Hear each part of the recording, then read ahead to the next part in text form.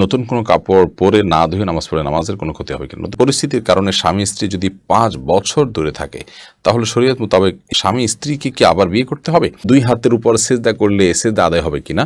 নামাজের সিজদা অবস্থায় যদি পা উঠে যায় তাহলে নামাজের কোনো সমস্যা হবে কিনা? আজানের সময় কিছু খেলে গুনাহ হবে কিনা? কোনো বাচ্চার বিছানায় প্রসাব করলে বিছানার চাদর ওয়াশ করা যায়, কিন্তু জাজিম বা তোশকে প্রসাব করলে ধোয়া যায় না, এক্ষেত্রে করণীয় কি? নামাজের সময় পাশ দিয়ে কেউ গেলে বা আসলে আমার আম্মু নামাজের ভেতরই তাকায়, এতে নামাজের কোনো সমস্যা হবে কিনা? স্বামী স্ত্রী একসাথে জামাতে নামাজ পড়া যাবে কিনা? কোরআন কারীম যদি ভুল বশত পায়ে লাগে অথবা নিচে পড়ে যায়, করণীয় কি? অনেক জায়গায় বসে প্রস্রাব করার ব্যবস্থা নেই, দাঁড়িয়ে পেশাব করতে হয়, এরকম পরিবেশ আমরা কি করব? শহরের বাসায় দেখা যায় ওয়াশরুম এবং টয়লেট একসাথে, সেক্ষেত্রে এসব ওয়াশরুমে উজু করলে কি উজু হবে? লায়লা নূর কদর এআইডি থেকে লিখেছেন, স্বামী সিগারেট খেলে ওয়াইফের করণীয় কি? ওয়াইফ তাকে বোঝাবেন, যথাসম্ভব নিজে না পারলে অন্য কাউকে দিয়ে বোঝাবেন, আল্লাহর কাছে দোয়া করবেন, তারপর তিনি যদি ফিরে না আসেন একান্ত তার গুনাহ হবে, ওয়াইফ অন্তত দায় মুক্ত হলেন। নাহিদা ইসলাম আপনি লিখেছেন, নামাজ শেষে জায়নামাজ সালাম করা কি ঠিক? না, জায়নামাজ সালাম করার কিছু নেই, সালাম করতে হবে মানুষকে। ডানে বামে সালাম দিচ্ছেন, এরপর কোনো সালাম নাই। এরপরে কোনো কারোর সাথে আপনার হঠাৎ সাক্ষাৎ হয়েছে, সেই জায়গা থেকে আপনি সালাম দিতে পারেন, কিন্তু জায়নামাজকে সালাম দেওয়া এটি কোরআন সুন্নাহর কোনো নির্দেশনা নয়। এটি যদি সালাতের অংশ মনে করে কেউ, সালাত পরবর্তী করণীয় মনে করেন কেউ শরিয়া দৃষ্টিকোণ থেকে, ইসলামের দৃষ্টিকোণ থেকে, তাহলে সেটি বরং বিদআতে পর্যবেসিত হবে। ইসলামের নামে মন গড়া কোনো কিছু করলে সওয়াব হয় না, বরং আরও বিপরীতে গুনাহ হয়।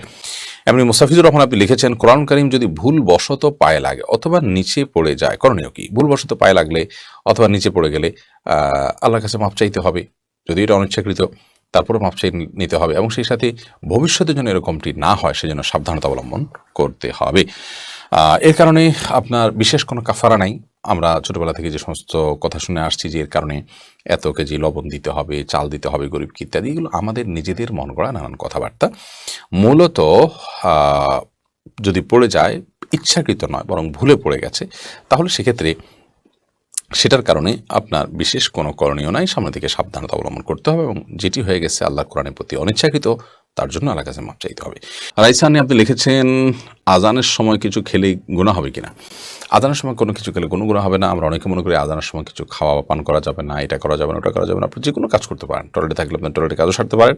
তবে আপনি যখন টয়লেটে নাই, পবিত্র জায়গায় আছেন বা স্বাভাবিক অবস্থা আছেন, তখন আপনি আজান শুনলে আজানের জবাব দেওয়ার চেষ্টা করবেন। এটা হলো মূল কথা। খেতে গেলে খাওয়ার ফাঁকে ফাঁকে আপনি আজানের দেওয়ার চেষ্টা করবেন, কিন্তু আজান হলে কিছু খেতে পারবেন না এমন কোনো কথা নেই। এখানে বিষয় হলো জবাব দেওয়ার চেষ্টা করবেন যদি আপনি পবিত্র জায়গায় থাকেন। শিমুল আক্তার সুমি আপনি লিখেছেন, আমার ছোট 2টা মেয়ে আছে, ওরা যাতে ভয় না পায় এজন্য আমি টয়লেটের দরজা খুলে সব কাজ করি, এদিকে আমার কোনো গুনাহ হবে? আপনি টয়লেটে কাজ করেন, এদিকে না দরজা খোলা না রাখলে তারা ভয় পাবে, তাহলে সেটা আপনি করতে পারেন, কোনো অসুবিধা নেই। ইভেন কোনো ওজোর ছাড়াও যদি আপনি দরজা খোলা রেখে কাজ করেন তাতে গুনাহ হবে ব্যাপারটা সেরকম না, কিন্তু এটি বিশেষ করে বাসার যখন টয়লেটে যখন ঢুকবেন তখন বিসমিল্লাহ পড়ে ঢোকা, বের হওয়া যখন সময় বিসমিল্লাহ পড়ে বের হওয়া, দোয়া পড়ে বের হওয়া, এটি সুন্নাহ সম্মত। যদি না করেন তাহলে সেক্ষেত্রে শয়তান আপনার সাথে শামিল হয়ে যাবে। কিন্তু দরজা খোলা রাখলেই যে শয়তান প্রবেশ করে ফেলবে এমন নয়, তবে দরজা লাগিয়ে রাখা উচিত সচরাচর দুষ্ট জিনের কবল থেকে বাঁচার জন্য। বাচ্চারা কান্নাকাটি করে, সে ওজোর থেকে তো খোলা রাখতেই পারবেন। শেখ রোকনুজ্জামান লিখেছেন, অনেক জায়গায় বসে প্রস্রাব করার ব্যবস্থা নেই, দাঁড়িয়ে পেশাব করতে হয়, এরকম পরিবেশ আমরা কি করব? যদি কোনো প্রকার ব্যবস্থা না থাকে এবং দাঁড়িয়ে পেশাব করা ছাড়া নিরুপায় থাকেন, তাহলে আপনি অবশ্যই দাঁড়িয়ে পেশাব সেখানে করতে পারেন, যেহেতু আপনি নিরুপায়। কিন্তু নিয়মিত অভ্যাস বাড়ানো সঠিক নয়, কারণ নবী করিম সাল্লাল্লাহু আলাইহি ওয়াসাল্লাম বসেই সবসময় পেশাব করতেন। তবে বিশেষ একবার তিনি দাঁড়িয়ে পেশাব করেছেন, এবং সেটি কারণ ছিল এমন একটা জায়গায় তিনি গেছেন যেখানে ময়লা আবর্জনা চতুর্দিকে ফেলেছে মানুষ, এবং সেখানে বসার মতো কোনো জায়গা ছিল না, সেজন্য তিনি সেখানে দাঁড়িয়ে পেশাব করেছেন। এরপর এমডি মাসুম বিল্লাহ আপনি লিখেছেন, স্বামী স্ত্রী একসাথে জামাতে নামাজ পড়া যাবে কিনা? অবশ্যই জামাতে সালাত আদায় করতে পারেন। এক্ষেত্রে স্বামী সামনে দাঁড়াবেন এবং স্ত্রী পেছনে দাঁড়াবেন, পাশাপাশি দাঁড়াতে পারবেন না, কারণ নারীদের এবং পুরুষদের কাতার বরাবর হবে না সালাতের মধ্যে, বরং নারীরা পিছনে থাকবেন। নবী করিম সাল্লাল্লাহু আলাইহি ওয়াসাল্লাম বলেছেন, খায়রু সুফুফির রিজালি আউয়ালুহা ওয়া খায়রু সুফুফিন নিসাই আখিরুহা। একজন পুরুষ বা পুরুষদের কাতার সামনে থাকলে সেটা উত্তম, আর নারীদের কাতার পেছনে থাকলে সেটা উত্তম। এই জন্য স্বামী স্ত্রী একসাথে জামাত করলে স্ত্রী অবশ্য পেছনে দাঁড়াবেন এবং স্বামী সামনে দাঁড়াবেন। তবে এটি যেন নিয়মিত না হয় যে তারা বাসায় একা একা জামাত করছেন, মসজিদে কি স্বামী জামাতে সালাত আদায় করবেন, মাঝে মধ্যে ছুটে গেল তখন তিনি স্ত্রীর সাথে বাসায় জামাত সালাত আদায় করতে পারেন। তন্নি আইডি থেকে আপনি লিখেছেন, নামাজের সময় পাশ দিয়ে কেউ গেলে বা আসলে আমার আম্মু নামাজের ভেতরই তাকায়, এতে নামাজের কোনো সমস্যা হবে কিনা? না, অবশ্যই তার দিকে তাকানো উচিত নয়, কারণ সালাতরত অবস্থায় কেউ যাচ্ছে তার দিকে আপনি তাকানোটা আপনার সালাতের যে খুশু এবং ক্ষুদ্র তার বরখেলাফ হয়। বাট যেটি করা উচিত সেটি হলো নবী আলাইহিস সালাম বলেছেন, তোমার সালাতের সামনে যদি কেউ যায় তাহলে সেক্ষেত্রে তাকে বাধা দাও। কোনো কোনো বর্ণনা আছে তাকে তার সাথে লড়াই লিপ্ত হয়, কারণ সে শয়তান, কারণ সে তোমার মনোযোগকে নষ্ট করছে, তোমার সালাতের এরিয়ার মধ্যে এসে সে তোমার দৃষ্টিকে আকর্ষণ করে ফেলছে এবং মনোযোগে ব্যাঘাত সৃষ্টি করছে। এই জন্য তাকে বাধা দিতে বলা হয়েছে। সেই বাধার অংশ হিসাবে এরকম হাত দিয়ে তাকে ইশারা দিয়ে দেওয়া যেতে পারে যদি সে টের না পায়। আর এর বাইরে তার দিকে তাকিয়ে থাকলে তো কোনো লাভ নাই, বিধায় তাকিয়ে নিজের সালাতের মনোযোগ নষ্ট করার তো কোনো যৌক্তিকতা নেই, বিধায় আপনার আম্মাকে বলতে হবে এই কাজটি করা যাবে না।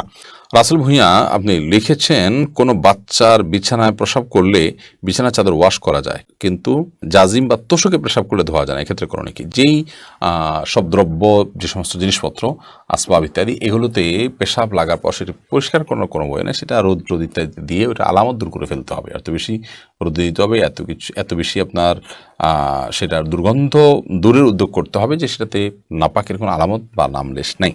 তো এর মাধ্যমে সেটি পাক হয়ে যাবে। বিশেষ করে ফ্লোর, ওয়াল, গাছ, এই টাইপের অনেক কিছুই আছে যেগুলোকে ওইভাবে আসলে ধোয়া সম্ভব হয় না। তো সেগুলোতে নাপাকের আলামত যেটি আছে সেটি দূর হয়ে গেলেই সেটি ব্যবহার করা যাবে। সাজিব আহমেদ আপনি লিখেছেন, শহরের বাসায় দেখা যায় ওয়াশরুম এবং টয়লেট একসাথে, সেক্ষেত্রে এসব ওয়াশরুমে উজু করলে কি উজু হবে? অনেকে এটা নিয়ে মতভেদ আছে। না, আপনার উজু হবে, এতে কোনো সন্দেহ নেই। উজুর ব্যাপারে কোনো অসুবিধা নেই, যে উজু হয়ে যাবে এবং আপনি সালাত আদায় করতে পারেন। তবে যেহেতু উজুতে বিসমিল্লাহ বলাটা সুন্নাহ এবং সেখানে আপনি মুখে বিসমিল্লাহ উচ্চারণ করলে আল্লাহর নামের অসম্মান হবে, সেই জন্য টয়লেট উজু না করে বাহির উজু করা উচিত। প্রয়োজনে বাহিরে শুরুটা করে বেসিন টেসিনে কোথাও কোনো টেপে তারপরে এসে বাকি কাজ আপনি ভিতরে করলেন, যাতে করে ভিতরে আল্লাহর নামটা নেওয়া লাগে। দোয়াটা, শুরুর দোয়াটা বাইরে পড়বেন আর শেষের দোয়াটা আপনি বাইরে পড়বেন। আর যদি বাইরে কোনো ব্যবস্থা না থাকে তাহলে সেক্ষেত্রে বিসমিল্লাহটা টয়লেটের বাইরে থেকে বলে যে আপনি উজু করবেন।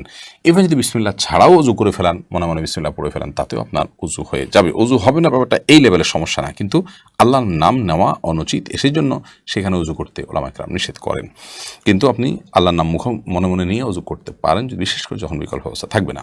সুমন আহমেদ আপনি লিখেছেন, নামাজের সিজদা অবস্থায় যদি পা উঠে যায় তাহলে নামাজের কোনো সমস্যা হবে কিনা? সিজদা অবস্থায় যদি পা সামান্য উঠে আবার আপনি জায়গায় নিয়ে গেছেন, কোনো অসুবিধা হবে না। আর যদি পুরো সিজদা জুড়ে উঠে থাকে তাহলে আপনার নামাজ হবে না, কারণ নবী করিম সাল্লাল্লাহু আলাইহি ওয়াসাল্লাম বলেছেন, আমি উমিরতু আন আসজুদা আলা সাবআতি আযমিন, 7টি অঙ্গের উপরে, 7টি হাড্ডির উপরে, শক্ত অঙ্গের উপরে আমাকে সিজদা করতে নির্দেশ করা হয়েছে। তার মধ্যে কপাল আর নাক, 2 হাত, 2 হাঁটু এবং 2 পায়ের যে আঙ্গুলগুলো সেগুলো। অতএব এগুলোর কোনো একটা যদি আপনার এই 7টি অঙ্গের কোনো একটি যদি সরে যায় সামান্য সময়ের জন্য অসুবিধা নেই, আবার তিনি জায়গা নিয়ে গেছেন। কিন্তু যদি পুরো সালাত জুড়ে, পুরো রাকাত জুড়ে, সিজদা জুড়ে তার এটা যদি পৃথক থাকে তাহলে সেক্ষেত্রে সেটি জায়েজ হবে না এবং সে নামাজ হবে না, কারণ এটা ওয়াজিব এই 7টা অঙ্গের উপরে সিজদা করা।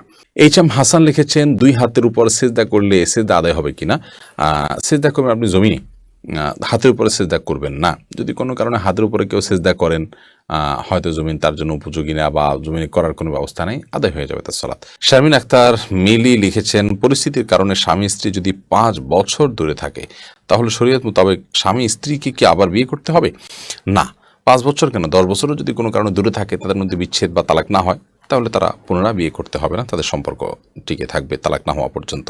জুলেখা খাতুন আপনি লিখেছেন, নতুন কোনো কাপড় পরে না ধুয়ে নামাজ পড়ে নামাজের কোনো ক্ষতি হবে কিনা? নতুন কোনো কাপড় পরলে সেটা ধুয়েই পড়তে হবে এমন কোনো বাধ্যবাধকতা নেই, কারণ নতুন কাপড় মানেই যে সেটা নাপাক, সেটাতে অপবিত্রতা আছে এমনটি তো নিশ্চিত নন আপনি, তাহলে এটি ধোয়াটা বাধ্যতামূলক কেন হতে যাবে? তবে হ্যাঁ, আপনারা যদি নতুন কাপড় কেনার পর দেখলেন যে সেখানে কোনো নাপাক আছে, তাহলে ওই জায়গায় সেই নাপাকটা ধোয়াটাই হলো আবশ্যক। অতএব শরীয়তের দৃষ্টিকোণ থেকে নতুন কাপড় ধুয়ে পড়তে হবে এমন কোনো বাধ্যবাধকতা